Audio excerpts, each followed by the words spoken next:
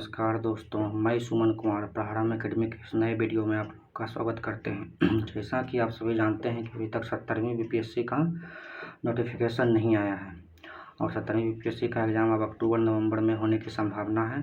अक्टूबर last week में हो या नवंबर फर्स्ट सेकेंड वीक में होने की संभावना है। तो मैं इस चैनल पर तब तक मैं प्रीवियस ईयर सारे क्वेश्चंस और करेंट अफेयर्स के जो प्रमुख तथ्य बिंदु होंगे उनको मैं कराने का कोशिश करूंगा। और इसी के तहत आज अगला वीडियो में मैं भारत सरकार की प्रमुख योजनाओं को लेकर आया हूं। इसके तहत हालिया वर्षों में और जो भारत में जो 2024-25 का बजट पेश हुआ है उसमें जो सभी योजनाएं चर्चा में थी उनका मैं व्याख्या करूंगा।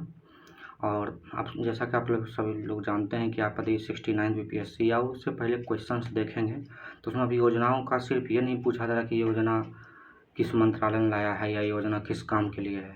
अब उसके तहत बहुत सारे डिटेल्स पूछे जाते हैं। तो इसके लिए मैं आपको पिछले ईयर का 2-3 क्वेश्चंस के बारे में लेकर आना चाहता हूँ। इससे पिछले वर्ष 69 बीपीएससी में स्वामित्व योजना के बारे में पूछा गया था। तो स्वामित्व योजना के बारे में 69 बीपीएससी में पूछा गया। तो उसमें तो पहले पूछा गया था कि मंत्रालय कौन सा है, फिर हमसे पूछा गया था कि उसमें काम क्या करना है, और उसमें एक महत्वपूर्ण ही पॉइंट था जिसमें इसका यूज होता है कि CORS जो बिंदु था उसमें पूछा गया था कि उसका फुल फॉर्म क्या होता है, और मतलब ऐसे करके पूछा गया था। फिर 69 बीपीएससी में ही हमारा एक PLI योजना था। इस PLI योजना के तहत पूछा गया था कि इसमें कितने कार्य कितने बिंदु हैं, उसका कैसा कैसा काम है और वो क्या क्या करता है। उसी तरह से 66 बीपीएससी में हमारा निर्भीक योजना पूछा गया था। 66 बीपीएससी जो री एग्ज़ाम हुआ था विकलांग लोगों के, उसमें सहकार योजना पूछा गया था। तो और ये सभी योजना आप देखिएगा कि उस वर्ष या तो किसी कारणवश चर्चा में थे या बजट में उसका चर्चा किया था। इसे 66 बीपीएससी में ही PM कुसुम योजना पूछा गया था, या उससे पहले आप देखेंगे तो सामुदायिक विकास कार्यक्रम या PM स्वनिधि योजना या फिर PM कृषक मानधन योजना, ये सब जो भी योजनाएं पूछी गई थी तो या तो योजना उस वर्ष चर्चा में था या फिर उसका चर्चा बजट में किया गया था।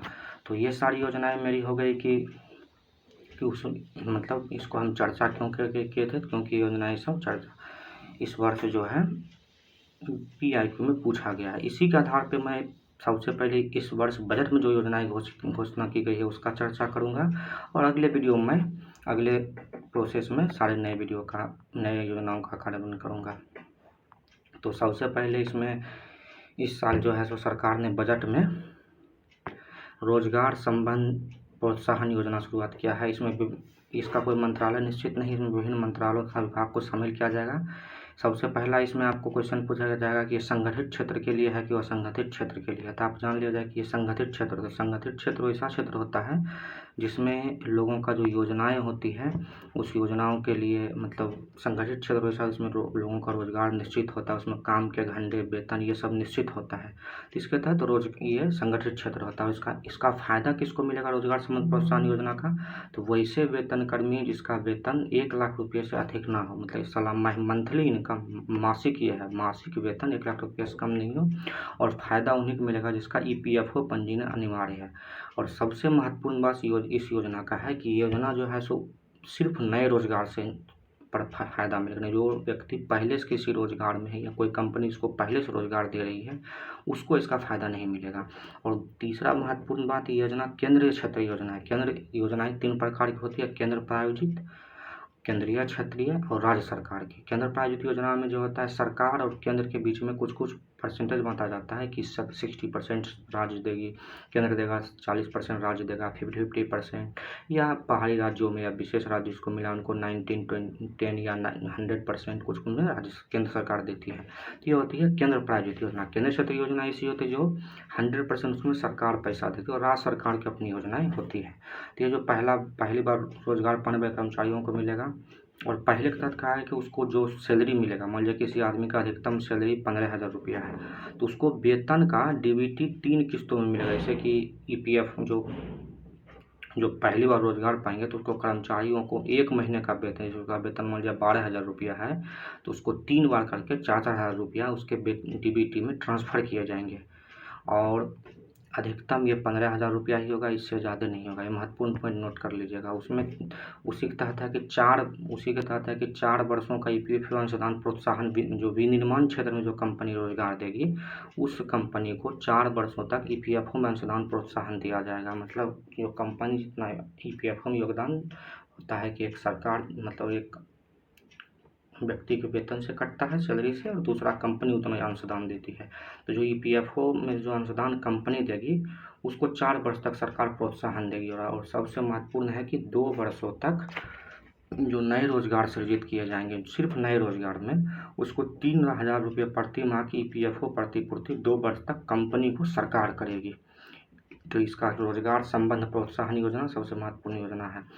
अब अगला इसी बजट में जिसका घोषणा किया है कौशल प्रशिक्षण कार्यक्रम। इसमें राज्य सरकार और उद्योग, विभिन्न प्रकार के उद्योग जो है उसमें सहयोग करेंगे। इसमें कहा क्या गया, यह भी जो है सब केंद्र प्रायोजित योजना है और इसका मकसद है 5 वर्ष में 20 लाख युवाओं को कौशल प्रशिक्षण देना और 1,000 ITI इंडस्ट्रियल ट्रेनिंग इंस्टीट्यूट होते हैं उसका उन्नयन करना। मतलब उसको नई टेक्नोलॉजी के साथ उसको कोलैबोरेट करेंगे। तो इसको महत्वपूर्ण बात याद रखिएगा कि 1,000 ITI का उन्नयन होगा, 5 वर्ष में 20 लाख युवाओं को प्रशिक्षण मिलेगा और एक केंद्र प्रायोजित योजना है। अगली जो सबसे महत्वपूर्ण योजना इस साल 2024-25 के बजट में घोषित किया गया है वो है पूर्वोदय योजना। इसमें कहा गया है कि जो बिहार है, झारखंड है, पश्चिम बंगाल, उड़ीसा और आंध्र प्रदेश, राज्य का नाम याद रखिएगा, बिहार, झारखंड, उड़ीसा, पश्चिम बंगाल, आंध्र प्रदेश में मानव संसाधन विकास और संरचना और आर्थिक विकास करने जो भी राज्य है, इस 1 2 3 4 5 राज्यों में मानव संसाधन जो भी है विकास में, जैसे स्वास्थ्य, शिक्षा, रोड, सड़क, बिजली, अवसंरचना, निर्माण, आर्थिक विकास में केंद्र सरकार इसको सहायता करेगी। तो आपसे पूछा जाएगा पूर्वोदय योजना में कौन कौन सा राज्य शामिल है, तो बिहार, झारखंड, पश्चिम बंगाल, उड़ीसा, आंध्र प्रदेश। इस बार के एग्जाम के लिए बहुत ही मोस्ट इम्पोर्टेंट योजना है। इस बार PM आवास योजना की चर्चा, कुछ योजनाएं इसे आप सुनते होंगे जो 4 साल पुराना है, लोग उसके बारे में नहीं पढ़ते हैं, सिर्फ नई योजना के बारे में पढ़ लेते हैं और उसको एकाएक एग्जाम में पूछ लिया जाता है। ये योजनाएं वैसी रहती है जो प्रधानमंत्री या कोई मंत्री या फिर सरकार के बजट में या इकोनॉमिक सर्वे में उस योजना का चर्चा किया गया रहता है। तो उसी के तहत PM आवास योजना का चर्चा इस बार बजट में किया गया है। PM आवास योजना 2 तरह का है, प्रधानमंत्री आवास योजना अर्बन जो कि ministry of housing and urban affairs यानी शहरी एवं आवासन कार्यालय मंत्रालय के तहत आता है, और प्रधानमंत्री आवास योजना रूरल जो कि ग्रामीण विकास मंत्रालय के तहत आता है। यह केंद्र प्रायोजित योजना है जिसमें लक्ष्य था कि 2022 तक 2 करोड़ घर बनाना था। अब इसके तहत 3 करोड़ अतिरिक्त घर को शामिल कर लिया गया है। तो इसमें मेनली आज किया जाएगा केंद्र प्रायोजित योजना है, इसका मिनिस्ट्री कौन सा है। अगला जो 2024-25 के बजट में घोषणा किया गया है वो है हमारा प्रधानमंत्री जनजातीय उन्नत ग्राम अभियान। सबसे महत्वपूर्ण योजना है कि आदिवासियों को जो ग्रामीण क्षेत्रों में इसका कार्यक्रम के इसका मंत्रालय कौन सा है, तो जनजातीय मंत्रालय। और इसमें क्या कहा गया, इसमें कहा गया कि 63,000 गाँव को शामिल करते हुए इसमें स्वास्थ्य, शिक्षा, आजीविका प्रोत्साहन के लिए सरकार इसमें कार्य करेगी और इसमें राज्य सरकारों के साथ मिलकर काम करेगी। इसका क्या योजना है, PM जनजातीय उन्नत ग्राम अभियान। चलिए अगला है मुद्रा योजना। सबसे महत्वपूर्ण योजना इस बार है मुद्रा योजना। योजना वित्त मंत्रालय के तहत कार्य किया गया था। हालांकि इस योजना को 2015 में ही शुरू किया गया था। तो मुद्रा का फुल फॉर्म क्या होता है, तो micro units development micro units development and refinance agency 2015 में इसको शुरू किया गया था। इसमें 3 तरह का बात का चर्चा मुद्रा योजना के तहत किया गया है। इसमें होता है पहला जो लोन मिलता है वो शिशु लोन मिलता है, उसमें फिर किशोर लोन मिलता है और तरुण लोन मिलता है। किशोर लोन में 50,000 तक का संपार्श्विक ऋण मिलता है और किशोर ऋण में 50,000 से 5 लाख रुपये तक, और तरुण ऋण में 5 लाख से 10 लाख रुपये तक पहले ये मिलता था। अब इसको बढ़ा के 20 लाख रुपये तक करने का घोषणा इस बार केंद्रीय बजट 2024-25 में लिया गया। ये मोस्ट इम्पोर्टेंट पॉइंट याद रखिएगा। अभी तक आप जितने भी बुक पढ़िएगा खोलिएगा, अधिकतर बुक में तो सिर्फ मुद्रा योजना है क्या, वित्त मंत्रालय उसको लाया है और 2015 तक उसको है। इसकी चर्चा जल्दी बुक में नहीं किया है तो और बहुत सारे बुक में अभी किया भी गया है, तो इसको 10 लाख तक की अपडेट किया गया है। इसको अपडेट कर लीजिएगा। 20 लाख तक इसको तरुण मुद्रा योजना को अपडेट कर दिया गया है। अगला योजना है इसी के तहत इस बार बजट में कहा गया, घोषणा किया कि राष्ट्रीय औद्योगिक कॉरिडोर विकास कार्यक्रम के तहत देश के विभिन्न भाग में 12 इंडस्ट्रियल पार्क बनाए जाएंगे। इसी के तहत ये देखते होंगे बिहार के गया में जो है इसको एक पार्क की मंजूरी दी गई। दी गई है। अगला योजना है, इस योजना का भी चर्चा किया गया है इस बार के बजट में, पीएम स्वनिधि योजना। पीएम स्वनिधि योजना किस मंत्रालय के तहत आता है? तो MoHUA, ministry of urban affairs and urban and housing affairs, शहरी एवं आवासन कार्य मंत्रालय। यह कि किसके लिए गया था? तो यह लॉकडाउन के समय लाया गया था जून 2020 में। शहरी स्ट्रीट वेंडर, जो ठेला वाला, खमचा वाला, जो घूम घूम के या छोटा मोटा आप लोग अपने आसपास देखते होंगे, बर्गर, मोमो, चाउमीन की जो दुकान होता है, उसके लिए योजना लाया गया था। इसके तहत पहले 10,000 रुपया, फिर इसके चुकता करने के बाद अगले किस्त में उसको 20,000 रुपया, और इसको भी सही से कुछ चुकता कर दिया जाए तो 50,000 रुपया इसको मिलता है। और इसमें कहा गया है कि इसको और बढ़ाया जाएगा, इस बार के बजट में घोषणा किया गया है। और इसमें याद रखिएगा कि जैसे आप लोन लेते हैं तो उसमें आपको किसी प्रकार का कोलेटरल, या तो ज़मीन का रसीद या गृह का रसीद या कुछ भी चीज़ जमा करना पड़ता है। इसमें किसी प्रकार का कोलेटरल जो है बैंक में जमा नहीं करना पड़ता है, डायरेक्ट इसकी गारंटर सरकार होती है, और बैंक के थ्रू 10,000 या 20,000 या 50,000 लोन मिलता है। और जब ऋण आप समय पर भुगतान कर दीजिएगा तो सरकार आपको 7% वार्षिक ब्याज की दर से सब्सिडी देगी, और डीबीटी आपके उल्टे पैसा सरकार आपको देगी। चलिए, अगला सबसे महत्वपूर्ण योजना जो इस बार पहले से भी चर्चा है और बजट में भी इसका घोषणा किया गया है, पीएम सूर्य घर मुफ्त बिजली योजना, इसी को पीएम सूर्योदय योजना भी कहा गया है। इसको लॉन्च कौन किया, किस मिनिस्ट्री के तहत किया जाएगा? तो नवीन और नवीकरणीय ऊर्जा मंत्रालय इसका नोडल एजेंसी है। इसमें कहा गया है, सबसे मेन पॉइंट याद रखिएगा, 300 यूनिट तक मुफ्त बिजली। बहुत लोग इसमें कहेंगे 200, 100, आपको परीक्षा में फंसाने के लिए दिया जाएगा 100 यूनिट, 200 यूनिट या दे देगा सभी बिजली मुफ्त मिलेगा, नहीं। आपको 300 यूनिट तक बिजली मिलेगा। 1 से 3 किलोवाट तक आप सोलर प्लेट इंस्टॉल कीजिएगा अपने घर पे, तो आपको सरकार 60% सब्सिडी लागत मूल्य का देगी।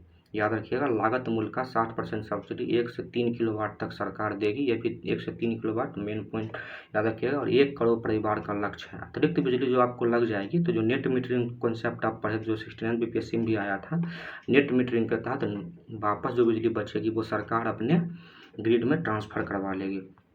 अगला योजना है पीएम ग्रामीण सड़क योजना 4.0। ये योजना हालांकि शुरू कब हुआ था?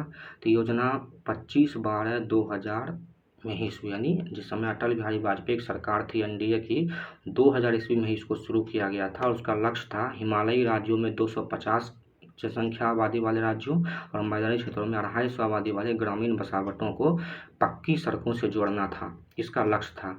इस बार कहा गया है कि 25,000 अतिरिक्त जो है बसावट को इस योजना के तहत पीएम ग्राम सड़क योजना 4.0 को लॉन्च करना है। इसका मंत्रालय ग्रामीण विकास मंत्रालय है। ये बहुत ही सक्सेसफुल योजना रही थी, और इसलिए इस योजना को जो 2004 में अटल बिहारी वाजपेयी की सरकार जाने के बाद भी कांग्रेस सरकार ने भी इस योजना को बंद नहीं किया था, और योजना भी बाद में ग्रामीण सड़क निर्माण में बहुत ही महत्वपूर्ण साबित हुई थी। चलिए, अगला योजना है विवाद से विश्वास। निर्मला सीतारमण जो वित्त मंत्री है, उन्होंने घोषणा किया है कि हम विवाद से विश्वास योजना 2.0 के तहत आयकर विवादों का समाधान करेंगे, कि इनकम टैक्स जमा करने में किसी प्रकार की समस्या है, विवाद है, इसको समाधान किया जाएगा। इसको वित्त मंत्रालय लेके आया है। चलिए, अगला मंत्रालय, अब ये सभी योजनाएं हमारी थी जो बजट में सबको घोषणा किया गया था। तो ये सभी योजना याद रखिएगा, कुछ नई योजनाएं हैं और पुरानी योजना, कुछ पुरानी योजना है जिसका चर्चा इस बार बजट में किया गया है। अब यहाँ से हम नई योजनाओं के बारे में चर्चा करना शुरू करेंगे। हमारा पहला योजना है प्रोजेक्ट उद्भव। प्रोजेक्ट उद्भव जो है रक्षा मंत्रालय के तहत लाया गया है। इसका प्रमुख कार्य है पुराने ग्रंथों में जो सैन्य रणनीति है, जैसे अर्थशास्त्र है, किसका अर्थशास्त्र रचयिता कौटिल्य या विष्णुगुप्त या चाणक्य। नीति शास्त्र, कमंडक जो नीति शास्त्र है, या तिरुकल्लुर जो तमिल कवि है तिरुवल्लुवर, उसकी रचना है तिरुकल्लुर।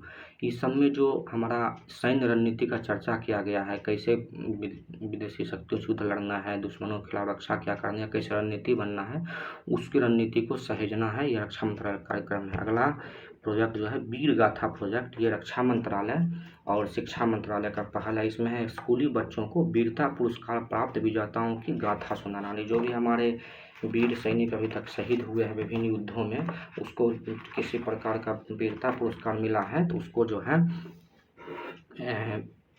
रक्षा मंत्रालय शिक्षा मंत्रालय के सहयोग से बच्चों को एक किस्सा सुनाना है। हमारे जो रक्षा मंत्रालय है उसके तहत 3 प्रकार के मतलब टोटल 6 प्रकार के पदक दिए जाते हैं। पहला भारत का सर्वोच्च वीरता पदक है परमवीर चक्र, दूसरा अशोक चक्र है, तीसरा महावीर चक्र है और फिर कीर्ति चक्र, वीर चक्र और शौर्य चक्र। ये 6 हमारे वीरता चक्र है या वीरता पुरस्कार है जो सेना की तरफ से दिए जाते हैं, भारत सरकार की तरफ से सेना को दिए जाते हैं। इसमें जो मेरा परमवीर चक्र है, महावीर चक्र है और वीर चक्र है, ये उन लोगों को दिया जाता है जिन्होंने युद्ध के समय, लड़ाई के समय वीरता का प्रदर्शन किया। याद कीजिएगा, जिसमें वीर लगा हुआ है। परमवीर, महावीर और वीर चक्र, ये तीनों चक्र युद्ध के समय दिया जाता है। क्या युद्ध के समय दिया गया सबसे बड़ा पुरस्कार तो परमवीर चक्र, फिर अशोक, महावीर चक्र और वीर चक्र। और शांति के समय दिया गया सबसे बड़ा पुरस्कार अशोक चक्र, उसके बाद कीर्ति चक्र और मौर्य चक्र, शौर्य चक्र। ये तीनों आप याद रखिएगा, महत्वपूर्ण है।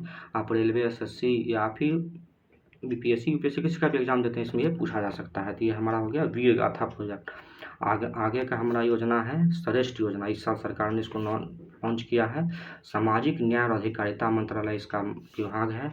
गरीब एससी, आदिवासी, जो मतलब गरीब एससी शेड्यूल का जो आदिवासी जाति मतलब अनुसूचित जाति के लोग हैं उसको आवासीय शिक्षा प्रदान करना है। इसका प्रोसेस है कि आप 8 में इंट्रेंस टेस्ट लिया जाएगा, उसको 9th 10th में फिर पढ़ाया जाएगा और जो 11th टेस्ट लेंगे तो उसको 11th 12th में पास कराया जाएगा। 8 और 11th क्लास में एंट्री द्वारा के एग्जाम लिया जाएगा, उसको पास होने के बाद गरीब एससी छात्रों को आवासीय शिक्षा प्रदान किया जाएगा। ये सामाजिक न्याय और अधिकारिता मंत्रालय का पहल है। अगला हमारा योजना है, यह योजना चर्चा में था, लीप अहेड पहल। इसको ministry of electronics and information technology यानी इलेक्ट्रॉनिक्स एवं सूचना प्रौद्योगिकी मंत्रालय द्वारा लाया गया था। स्टार्टअप को फंडिंग देना, मेंटरशिप आय देना। स्टार्टअप क्या होता है तो जो नए उद्योग, छोटे छोटे उद्योग नए तरीके से बंद, उसको स्टार्टअप कहा जाता है। और इसी में यूनिकॉर्न, डेकाकॉर्न होता है, जिसकी भौतिक संपत्ति $1 करोड़ को पार करके उसको यूनिकॉर्न कहा जाता है स्टार्टअप के मामले में। तो लीप अहेड पहल माइटी द्वारा स्टार्टअप को फंडिंग, मेंटरशिप आदि देने के लिए शुरू किया गया है। अगला जो पहल इस साल 2024 में चर्चा था, जो सरकार लाया अग्नि। अग्नि का फुल फॉर्म एएसआई आयुर्वेद ज्ञान निपुण पहल। आयुष मंत्रालय और आयुष मंत्रालय के तहत एक संस्था आयुष अनुसंधान परिषद है, वो करेगा। आयुष चिकित्सा में नवाचार को बढ़ावा देना इसका मुख्य उद्देश्य है। चलिए अगला हमारा एमएसएमई योजना। एमएसएमई मंत्रालय के तहत ये 3 योजनाओं को अभी हाल ही में सरकार ने मान्यता दिया। पहला है स्पाइस योजना। फुल फॉर्म याद रखिएगा, बहुत सारी योजनाओं चाहे उसमें जो कुछ पॉइंट्स होते हैं उसका फुल फॉर्म सरकार पूछने लगी है एग्जाम में। तो scheme for promoting and investment in circular economy, यानी जो स्पाइस योजना उसके तहत एमएसएमई जो है उसमें किसी प्रकार का प्रदूषण हो रहा है उसको कम करने का प्रयास किया जाएगा। और circular economy, RRR, reuse, recycle, reduce and reuse का जो फार्मूला था RRR, उसको बढ़ावा दिया जाएगा किसके तहत तो स्पाइस योजना के तहत। और इसमें सहायता कौन करेगा तो सिडबी। और इस गिफ्ट योजना में भी सिडबी सहायता करेगी। गिफ्ट है green investment and financing for transformation. हरित प्रौद्योगिकी एमएसएमई मंत्रालय हरित टेक्नोलॉजी को, ग्रीन टेक्नोलॉजी को अपना सके एमएसएमई उद्योग, उसके लिए गिफ्ट योजना लाएगा। और समाधान योजना है कि ऑनलाइन माध्यम से एमएसएमई का विलंबित भुगतान को समाधान करना है। इसमें है कि कोई एमएसएमई कोई अपना सामान बनाया, किसी को बेचा, लेकिन उसका अभी तक कोई कंपनी पैसा बाकी है या किसी के यहाँ पैसा बाकी है तो उसके भुगतान को समाधान करेगा समाधान योजना। और इसमें हमको मदद कौन करेगा, NCISI, national centre for informative services, ये इसका फुल फॉर्म है NCSI का। ये भारत सरकार के माइटी मंत्रालय के तहत एक संस्था है। चलिए अगला हमारा प्रमुख योजना है स्मार्ट कार्यक्रम, SMART।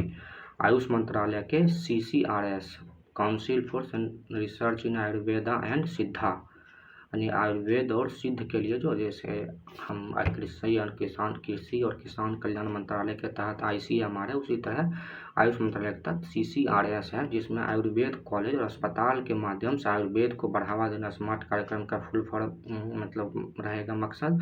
Scope for mainstreaming Ayurveda research in teaching profession के माध्यम से आयुर्वेदा में को मेन स्ट्रीम में लाना इसका मेन पहल रहेगा। अगला हमारा है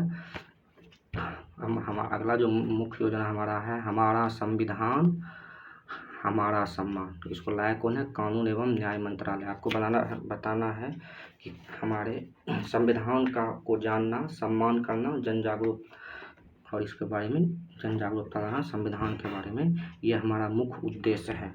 और इसी को बनाने के लिए जो है न्याय सेतु का भी गठन किया गया है। न्याय सेतु ऐप लाया गया है कानून एवं न्याय मंत्रालय के तहत। तो हमारा संविधान हमारा सम्मान है। अगला है विद्यांजलि कार्यक्रम, ये है शिक्षा कार्यक्रम, इसके शिक्षा मंत्रालय। इसमें कहा गया है कि जो गांव में, किसी शहर में जो निजी व्यक्ति हैं और जो सामुदायिक समुदाय है, समाज है, वो लोग अपना शिक्षा में स्कूल में जाके बच्चे पढ़ावे या स्कूल के इंफ्रास्ट्रक्चर निर्माण में कुछ सहयोग करे, दान दें, उसके लिए विद्यांजलि कार्यक्रम जो है शिक्षा मंत्रालय भारत सरकार लाया है। अगला है सबसे इम्पोर्टेंट पहल है सारथी पहल। इसको लाया कौन है? किसान एवं कल्याण कृषि एवं किसान कल्याण मंत्रालय और यूएनडीपी के सहयोग से। बहुत सारे बुक पढ़िएगा तो उसमें सिर्फ कृषि एवं किसान मंत्रालय लिखा रहेगा, उसमें यूएनडीपी का जिक्र नहीं किया गया है। इसमें यूएनडीपी का सहयोग दिया गया है। केसीसी, एमएसपी जो भी प्रकार की जानकारी है उसको किसान को देना, इंश्योरेंस, रिस्क कवर, जलवायु वर्षा होगी तो उसके लिए जो बीमा किया जाएगा उसके लिए सारथी पहल लाया गया है। अब इसमें एक पॉइंट आया है केसीसी, किसान क्रेडिट कार्ड स्कीम। इसकी घोषणा 1998 में की गई है। बीपीएससी में पहले क्वेश्चन पूछा भी गया है, केसीसी का कब शुरुआत किया गया था। चलिए अगला हमारा कार्यक्रम है साइट कार्यक्रम, SIGHT साइट कार्यक्रम। साइट कार्यक्रम जो है उसको हरित हाइड्रोजन के लिए लाया गया है। इसमें ministry of information, electronics and information technology मंत्रालय इसमें सहयोग करेगा, साथ ही नवीन और नवीकरणीय ऊर्जा मंत्रालय भी इसमें सहयोग रहेगा। इसका full form strategic intervention for green hydrogen transition programme. SIGHT कार्यक्रम जो हमारा हरित हाइड्रोजन मिशन लाया गया है 2023 में, जिसके तहत लक्ष्य है कि 5 मिलियन मीट्रिक टन हरित हाइड्रोजन 2030 तक जनरेट करना। उसी के तहत साइट कार्यक्रम लाया गया है। तो याद रखिएगा इसको, हरित हाइड्रोजन मिशन के तहत साइट कार्यक्रम लाया गया है। अगला हमारा महत्वपूर्ण योजना है space on wheels. Space on wheels को इसरो और विज्ञान भारती विश्वविद्यालय कलकत्ता के सहयोग से लाया गया है। छात्रों को अंतरिक्ष संबंधी जानकारी प्रचारित करना, जो छात्र है उसके बीच हमारी इसरो जो नए नए कार्यक्रम ला रहे हैं उसके बारे में जानकारी प्रदान करना स्पेस ऑन व्हील कार्यक्रम का मकसद है। चलिए सबसे महत्वपूर्ण अगला है भारत प्रवाह पहल। पत्तन पोत परिवहन और जलमार्ग मंत्रालय इसको के द्वारा लाया गया है। इसका मुख्य उद्देश्य है 2047 तक बंदरगाह जो भारत में उसको मेगा बंदरगाह बनाना है। नदी, बंदरगाह, नौवहन पर जन जागरूकता फैलाना है। आप लोग जानते हैं कि भारत में 13 बड़े बंदरगाह हैं और बीपीएससी में प्रश्न भी पूछा था कि भारत का 13वां बड़ा बंदरगाह बधावन महाराष्ट्र में बनाया जा रहा है। तो याद रखिएगा भारत में 13 बड़े बंदरगाह है और 40-50 छोटे छोटे बंदरगाह है। तो महत्वपूर्ण 13 बड़े बंदरगाह हैं।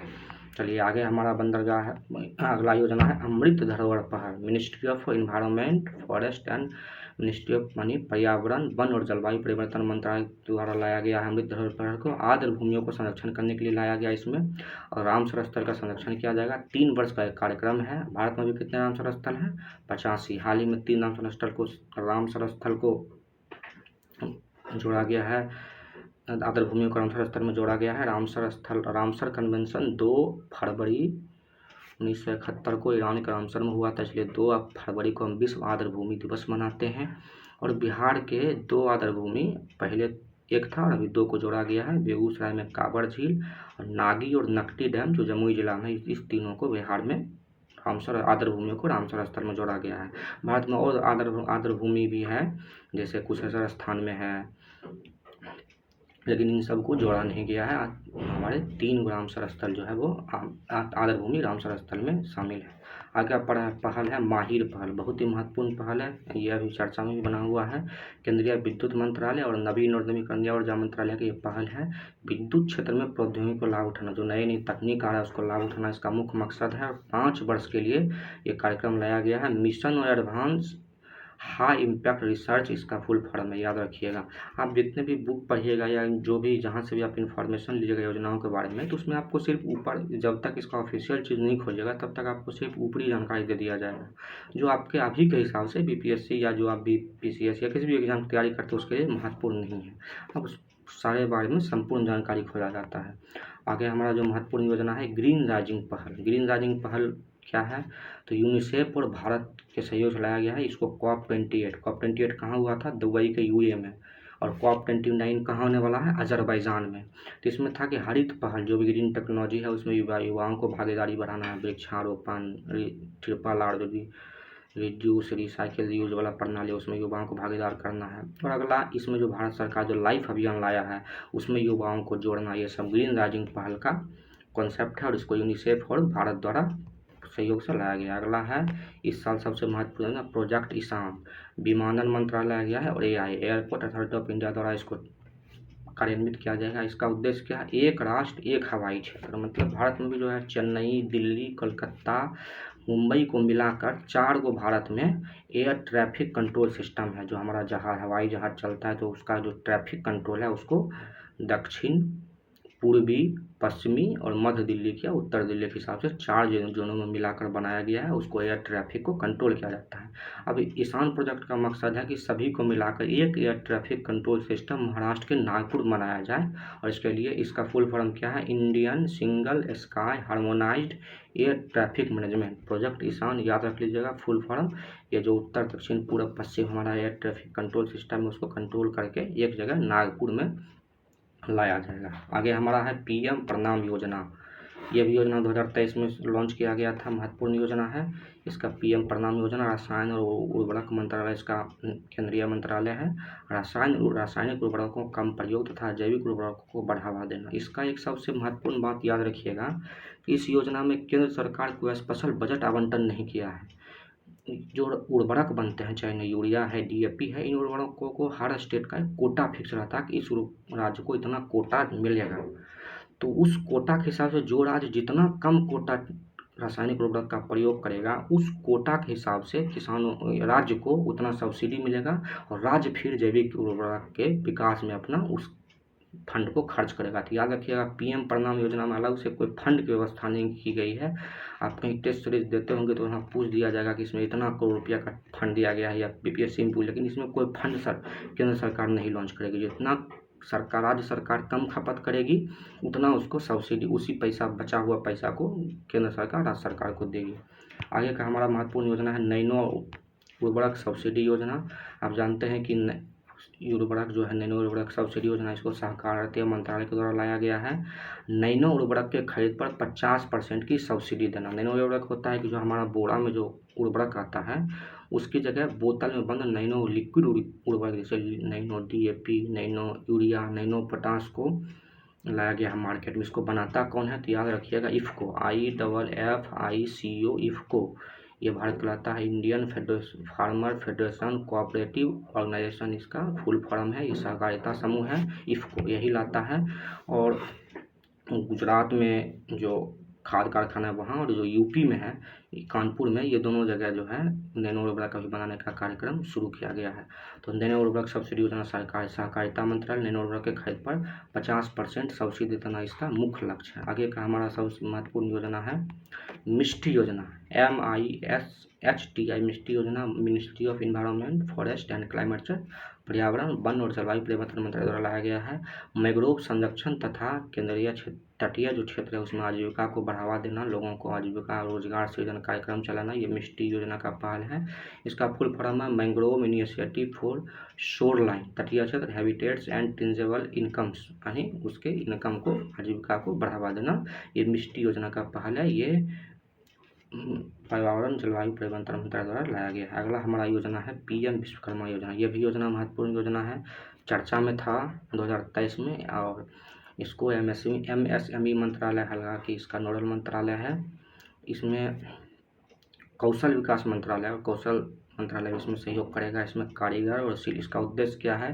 तो कारीगर और शिल्पकारों के पारंपरिक कौशल को सहन तथा उसे वित्त पोषण करना। जैसे बढ़ई है, इसमें 18 पारंपरिक व्यवसाय, जैसे बढ़ई है, लोहार है, सोनार है, किसी भी तरह जो पारंपरिक व्यवसाय से जुड़े हुए हैं, नाव बनाने वाले हैं, उन लोगों को जो है इसमें प्रोत्साहन दिया जाएगा, उसके व्यवसाय को बढ़ाया जाएगा। यह केंद्र सेंट्रल सेक्टर स्कीम है।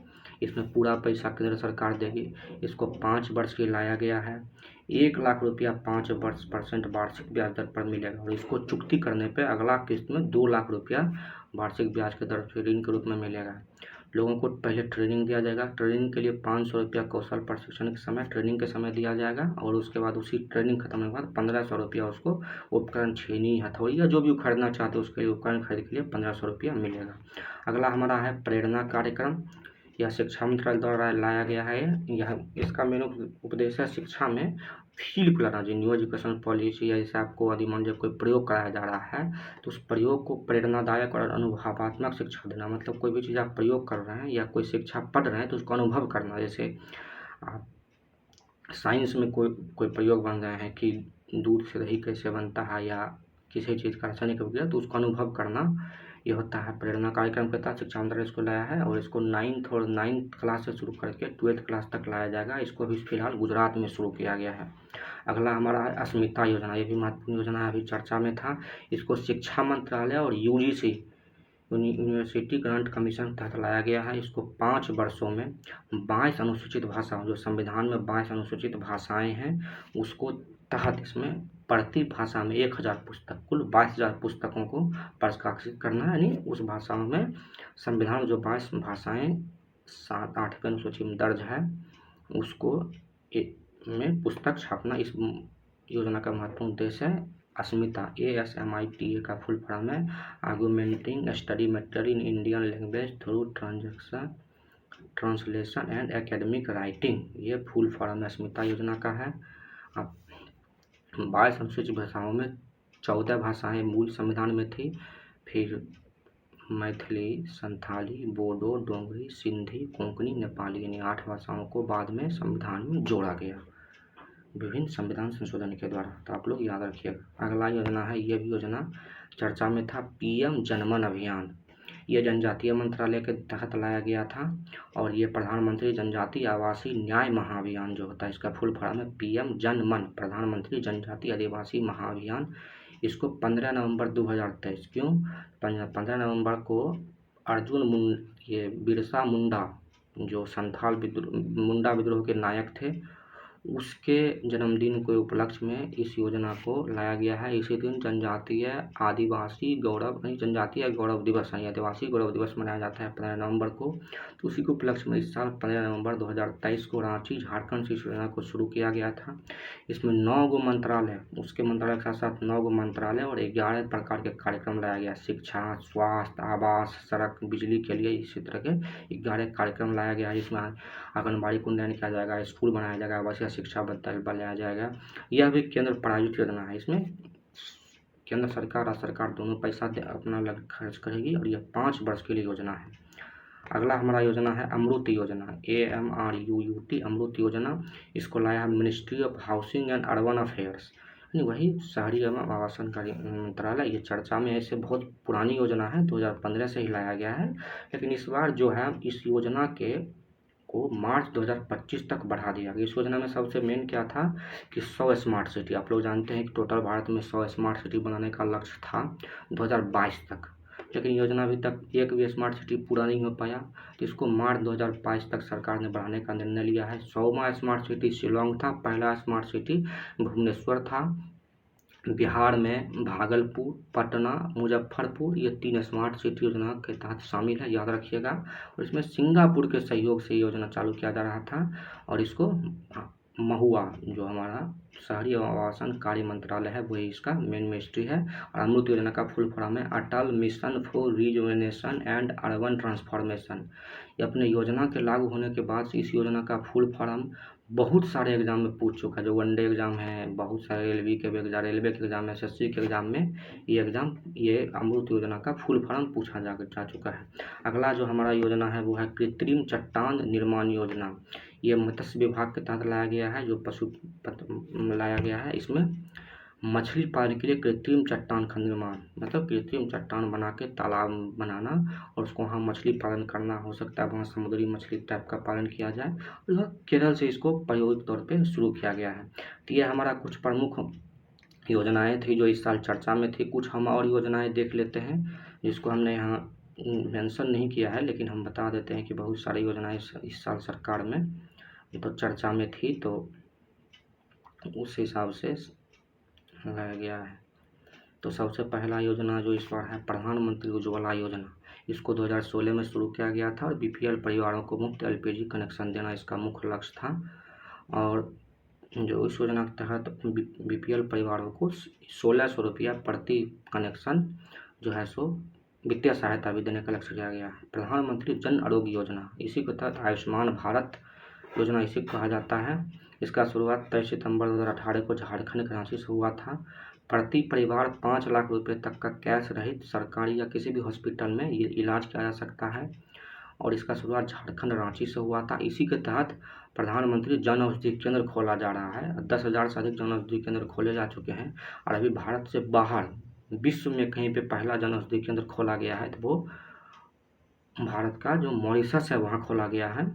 भारत के बाहर जन औषधि केंद्र, याद रखिए, इसलिए योजना चर्चा में था। प्रधानमंत्री जन आरोग्य योजना, ये योजना इस बार चर्चा में था। अग्निपथ योजना 10वीं और 12वीं पास जो युवाओं को सेना में, नेवी, एयरफोर्स, एनडीए में 4 साल की भर्ती के लिए लाया गया था। ये है प्रधानमंत्री श्रम योगी मानधन योजना, ये भी बीपीएससी में पूछा जा चुका है। इसको 2019 में लॉन्च किया गया है।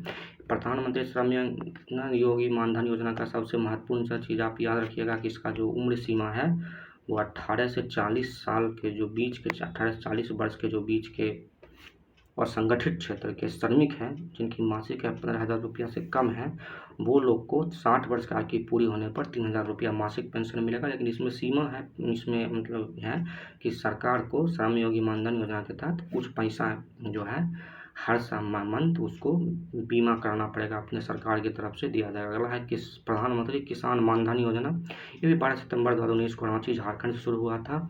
इसमें भी किसानों को 60 वर्ष पूरा होने पर न्यूनतम 3,000 रुपया मिलेगा और इसको 18 से 40 वर्ष इसके भी उम्र सीमा है। किसान अपना बीमा करवाएंगे बैंक के थ्रू और उसका कुछ पैसा वार्षिक कटता जाएगा और उसको 60 वर्ष पूरा होने के बाद 3,000 रुपया प्रति माह पेंशन मिलेगा और इसकी सीमा है कि 2 हेक्टेयर से कम जमीन होना चाहिए।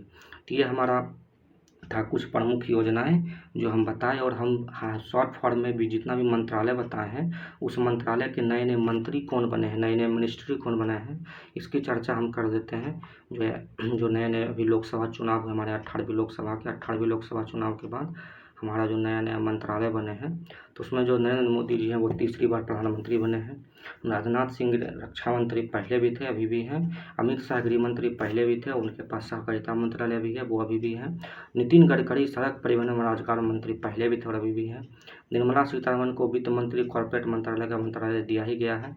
जो सबसे प्रमुख चेंजिंग किया गया है, जेपी नड्डा बीजेपी के राष्ट्रीय अध्यक्ष थे, उनको स्वास्थ्य एवं परिवार कल्याण मंत्रालय और रसायन उर्वरक मंत्रालय, जब हम बताए थे पीएम प्रणाम योजना रसायन उर्वरक मंत्रालय, तो उसके मंत्री कौन है, जेपी नड्डा। एस जयशंकर विदेश मंत्री पहले भी थे, अभी रहा गया है। सबसे महत्वपूर्ण दोबारा चेंजिंग कि शिवराज सिंह चौहान को कृषि एवं किसान कल्याण मंत्रालय तथा ग्रामीण विकास मंत्रालय बनाया गया। ग्रामीण विकास मंत्रालय जो प्रधानमंत्री ग्राम सड़क योजना का संचालित करेगी, वही ग्रामीण विकास मंत्रालय और कृषि एवं किसान कल्याण मंत्री शिवराज सिंह चौहान को बनाया गया है। मनोहर लाल खट्टर जो पहले हरियाणा के मुख्यमंत्री थे, उसकी जगह नवदीप सैनी हरियाणा के मुख्यमंत्री हैं। आवासन एवं शहरी कार्य मंत्रालय मॉस्पी महुआ दिया गया है किसको, मनोहर लाल खट्टर को, और ये ऊर्जा मंत्री भी हैं जो कि पहले आरा से सांसद रहे, आर.के. सिंह के पास ऊर्जा मंत्री था। अभी पीयूष गोयल को वाणिज्य और उद्योग मंत्री बनाया गया है। धर्मेंद्र प्रधान शिक्षा मंत्री है। प्रहलाद जोशी को संसदीय कार्य मंत्री, कोयला एवं खनन मंत्री बनाया गया है। बिहार के गया सांसद हैं जीतन राम मांझी, उनको एमएसएमई मंत्रालय दिया गया है, जिसको स्पाइस योजना, गिफ्ट योजना जिसके तहत हम पढ़ाए थे। सर्बानंद सोनोवाल को पोत परिपत्तन एवं परिवहन जलमार्ग मंत्रालय बनाया गया, जो प्रवाह योजना का संचालन करेंगे। ज्योतिराज सिंधिया को संचार पूर्वोत्तर क्षेत्र विकास योजना दिया गया है। अश्वनी वैष्णव को रेल मंत्री, ministry of information and IT यानी एमआईटी भी इन्हीं के पास है। किजरापू राम मोहन नायडू, ये केंद्रीय मंत्रिमंडल में सबसे युवा मंत्री हैं, याद रखिएगा। किजरापू राम मोहन नायडू, ये नगर विमानन मंत्रालय है, एयरपोर्ट अथॉरिटी ऑफ इंडिया, जो प्रोजेक्ट ईशान लागू करेगा। अगला है प्रहलाद जोशी जो उपभोक्ता मामले खाद्य वितरण मंत्रालय है, जो पीडीएस जो होती है यानी प्रधानमंत्री ग्रामीण मतलब जो पीडीएस योजना संचालित किया जाता है वो प्रहलाद जोशी उसके मंत्रालय है। जुएल ओराम जनजातीय कार्य मंत्री जुएल ओराम है। गिरिराज सिंह जो बिहार के बेगूसराय सांसद हैं, उनको टेक्सटाइल मिनिस्टर कपड़ा मंत्री बनाया गया है। भूपेंद्र यादव को पर्यावरण वन और जलवायु मंत्री बनाया गया है। गजेंद्र सिंह शेखावत संस्कृति एवं पर्यटन मंत्री हैं। श्रीमती अन्नपूर्णा देवी महिला एवं बाल विकास मंत्रालय इनके पास है। संसदीय कार्य मंत्रालय और अल्पसंख्यक कार्य मंत्री किरण रिजिजू को बनाया गया है। और डॉक्टर मनसुख मांडविया को श्रम एवं रोजगार मंत्रालय, युवा कार्यक्रम और खेल मिनिस्ट्री बनाया गया है, जो पहले अनुराग ठाकुर के पास था। जी किशन रेड्डी को कोयला मंत्री, खान मंत्री बनाया गया है। चिराग पासवान जो बिहार से मंत्री हैं, उसको खाद्य प्रसंस्करण उद्योग मंत्री बनाया गया है। और CR पाटिल को जल शक्ति मंत्रालय बनाया गया है। ये मोनमेन कैबिनेट मंत्री थे जो बिहार अभी इतने में सफल हुए हैं। तो आप लोग बताइए कमेंट करके ये वीडियो कैसा लगा। और आगे ही कल जाके हम अन्य राज्य सरकार की योजना और बिहार सरकार की योजनाएं वीडियो लेके आएंगे, तो आप लोग इसका सारा नोट्स बना लीजिएगा। इसका योजनाओं के बारे में पूछा जाता है तो इस वीडियो से एक प्रश्न आने की या 1-2 प्रश्न आने की महत्वपूर्ण संभावना है।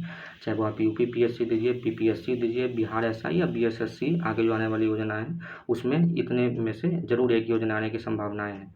Thank you, bye, good night, पढ़ते रहिएगा, ऑल द बेस्ट।